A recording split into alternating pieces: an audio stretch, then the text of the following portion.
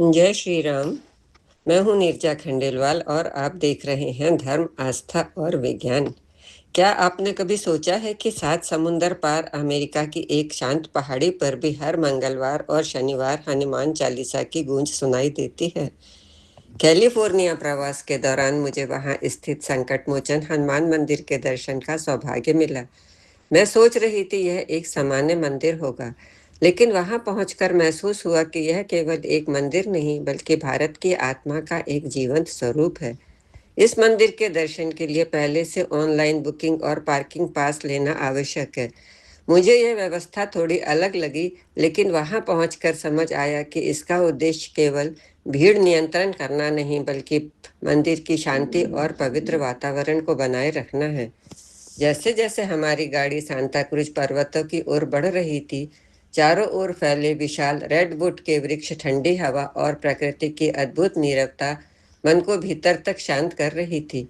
मंदिर पहुंचने से पहले ही ऐसा लगने लगा मानो प्रकृति स्वयं हमें ध्यान की ओर ले जा रही हो। इन्हीं पहाड़ियों के बीच स्थित है यह सुंदर संकटमोचन हनुमान मंदिर। मुख्य मंदिर के साथ भगवान गणपति का मंदिर भी है। चारों ओर हरियाली, शुद्ध वातावरण और अद्भुत शांति। उस शांत पहाड़ी पर मुझे धर्म, आस्था और योग तीनों का अद्भुत संगम देखने को मिला।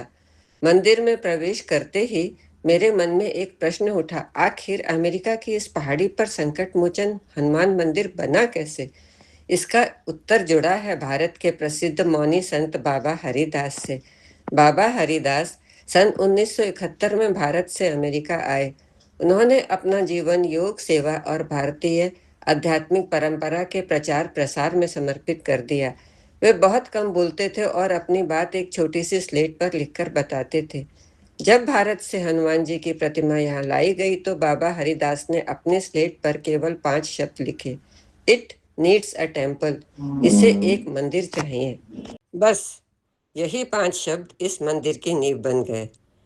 मंदिर से जुड़ी एक सुंदर मान्यता है कि जब इस पहाड़ी पर मंदिर के स्थान का चयन किया जा रहा था, तब बाबा हरिदास ने अपने पैर के अंगूठे से एक स्थान की ओर संकेत किया। श्रद्धालुओं का विश्वास है कि आज उसी स्थान पर संकटमोचन हनुमान जी की प्रतिमा विराजमान है। वर्ष 2003 में यह मंदिर स्थापित हुआ। इसकी प्रेरणा वाराणसी के प्रसिद्ध संकटमोचन हनुमान मंदिर से ली गई है। आज इस मंदिर का संचालन हनुमान फेलोशिप और माउंट मैडोना सेंटर के सहयोग से किया जाता है।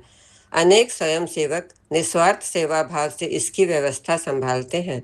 यहाँ योग प्रशिक्षण, आध्यात्मिक अध्ययन, सांस्कृतिक कार्यक्रम और पूर्व बुकिंग पर ठहरने की व्यवस्था भी उपलब्ध है। लेकिन मेरे लिए इस यात्रा का सबसे अविस्मरणीय अनुभव अभी बाकी था। आरती शुरू हुई और कुछ ही क्षणों में पूरा वातावरण हनुमान चालीसा से गूंज उठा। मैं कुछ पल बिल्कुल शांत बैठी रही। कुछ अनुभव ऐसे होते हैं जिन्हें शब्दों में पूरी तरह व्यक्त नहीं किया जा सकता। यह उन्हीं में से एक था। मेरे सामने कुछ विदेशी महिलाएं साड़ी पहने बैठी थीं, पुरुष भारतीय वेशभूषा में थे और सभी पूरे श्रद्धा भाव से हनुमान चालीसा का पाठ कर रहे थे। कुछ क्षणों के लिए मैं सचमुच भूल गई कि मैं अमेरिका में हूँ। ऐसा लग रहा था मानो भारत के किसी प्राचीन हनुमान मंदिर में बैठी हूँ। उन्हें देखकर मुझे ऐसा लगा, अनेक विदेशी श्रद्धालु हनुमान जी को केवल एक हिंदू देवता के रूप में नहीं बल्कि साहस, सेवा, निष्ठा और निस्वार्थ समर्पण के प्रतीक के रूप में देखते हैं। शायद यही कारण है कि उनकी भक्ति में भी वही सच्चाई दिखाई देती है। आरती के बाद मैं कुछ देर मंदिर परिसर में रुकी। वहाँ आध्यात्मिक पुस्तकों का स्टॉल है, एक शाकाहारी कैफे है और पहाड़ी पर बाहर का भोजन ले जाने की अनुमति नहीं है। पूरा परिसर इतना स्वच्छ, शांत और व्यवस्थित था कि हर व्यवस्था अपने आप में एक संदेश देती थी। प्रसाद की व्यवस्था ने भी मेरा मन जीत लिया। श्रद्धालु अपने घर से फल और प्रसाद लेकर आते हैं। सब कुछ एक स्थान पर श्रद्धा से रखा जाता है और जिसे जितनी आवश्यकता होती है वह इतना प्रसाद लेता है। विश्वास और अनुशासन का ऐसा सुंदर दृश्य बहुत कम देखने को मिलता है।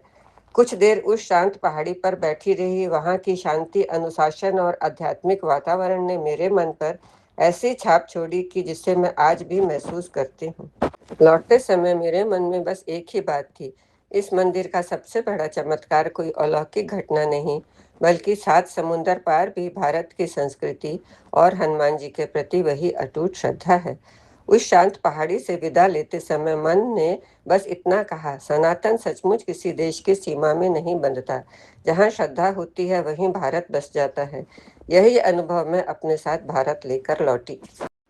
अगर कभी आपको कैलिफोर्निया जाने का अवसर मिले तो इस पावन स्थान पर कुछ समय अवश्य बिताइए।